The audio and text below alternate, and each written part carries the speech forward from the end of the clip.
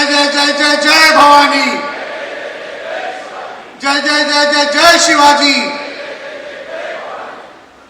आजच्या या छत्रपती शिवाजी महाराजस्व समाधान शिबिर अभियानाच्या कार्यक्रमानिमित्त छत्रपती शिवाजी महाराजांना मानवंदना करतो।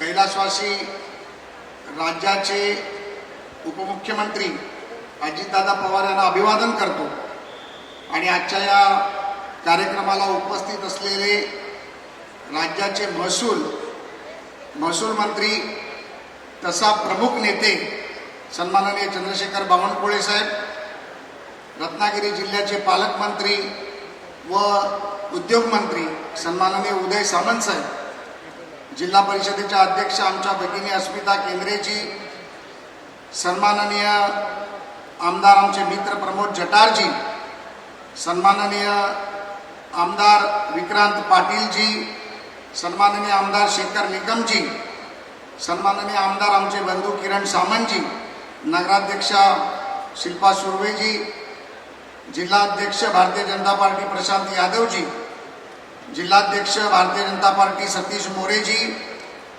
ज्यांनी हा कार्यक्रम यशस्वी करण्यासाठी प्रयत्न केले, या जिल्ह्याचे जिल्हाधिकारी श्री मनोज जिंदलजी,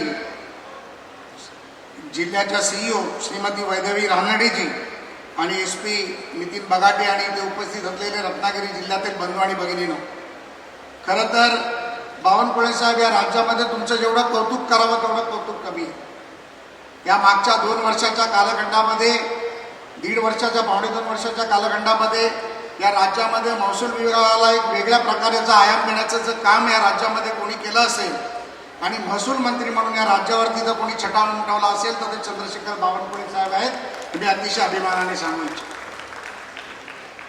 अनेक दशक राजकारणात काम करत असताना, अनेक महसूल मंत्र्यांकडे कामं घेऊन जात असताना, कारण महसूल विभाग हा राज्याचा सर्वसामान्य शेतकऱ्यांचा, कष्टकऱ्यांचा, गरिबांचा, महिलांचा, प्रत्येकाच्या जिव्हाळ्याचा विभाग कुठला असेल तर तो महसूल विभाग असतो। जन्माच्या दाखल्यापासून मृत्यूच्या दाखल्यापर्यंत अनेक दाखले या महसूल विभागाच्या माध्यमातून या राज्यामध्ये निरनिराळ्या जिल्हा पातळीवरती, तालुका पातळीवरती, पंचायत समिती पातळीवरती वाटले जातात। आणि मग असं करत असताना अनेक निर्णय, मग ते शहरी भागातले असतील, ग्रामीण भागातले असतील, शेतकऱ्यांच्या बाबतीत असतील, जमिनींचे असतील, जमीन भूधारकांचे असतील, अनेक निर्णय या राज्याचे महसूल मंत्री म्हणून सन्माननीय बावनकुळे साहेब तुम्ही घेतले। परंतु या राजस्व अभियानामध्ये आम्हाला एक प्रमुख म्हणून संधी देत असताना तुमची ज्या वेळेला पहिल्यांदा जी बैठक झाली, त्या बैठकीनंतर आम्ही सर्व आमदारांनी एकत्रितपणे जेव्हा चर्चा केली, त्याच वेळेला आम्ही म्हटलं होतं की आज या माध्यमातून आपण हे जे अभियान चालवत आहे आणि ज्याला तुम्ही छत्रपती शिवाजी महाराजांचं नाव दिलं आहे, या अभियानाच्या माध्यमातून राज्यामध्ये लाखो करोडो लोकांना याचा डायरेक्ट लाभ होणार आहे आणि डायरेक्ट लाभार्थीच्या माध्यमातून त्यांना एक मनामध्ये भीती असते साहेब, ग्रामीण भागातला माणूस आणि जास्त करून कोकणातला माणूस, मग तो सिंधुदुर्ग, रत्नागिरी, रायगडमधला असेल, हे थोडेसे घाबरट लोक असतात।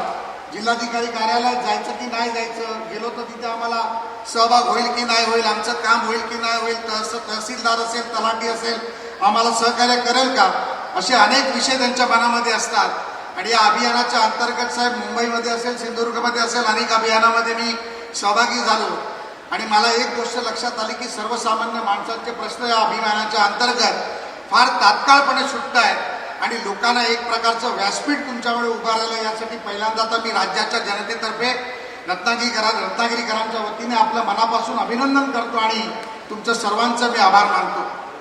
माननीय मंत्री महोदयजी, माझ्या रत्नागिरीसाठी 2-3 छोट्या मागण्या आहेत। एक तर रत्नागिरी जिल्हा देखील फार प्रचंड मोठा असा जिल्हा आहे, 350-400 किलोमीटरचा जिल्हा। एका ठिकाणी आमचे किरण सामंत साहेब एका टोकाला आमदार आहेत, मध्यभागी आमचे नेते आहेत उदय सामंतजी, त्याच्या पुढे गेलो की शेखर निकम साहेब आहेत आणि शेवटी जाऊन योगेश कदम साहेब आहेत। आणि या संपूर्ण 350-400 किलोमीटरच्या जिल्ह्यामध्ये तुम्ही सब डिव्हिजन करण्याचा निर्णय ऑलरेडी घेतलेला आहे।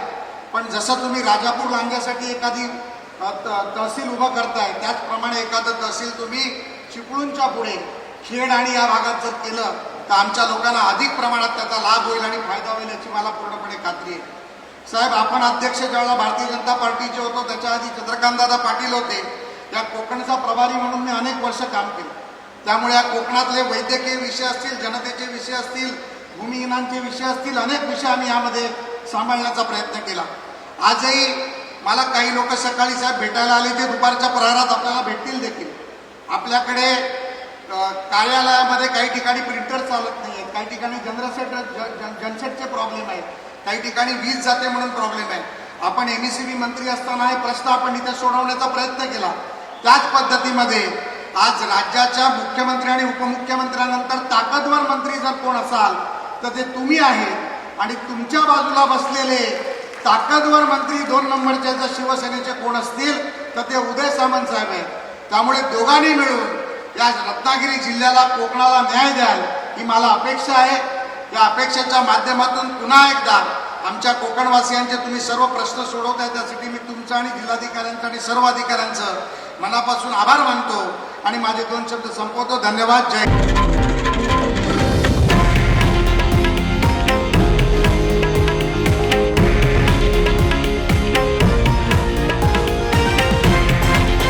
हे आहे देशातील नंबर 1 न्यूज नेटवर्क आणि आपण पाहत आहात TV9 मराठी, एकमेव.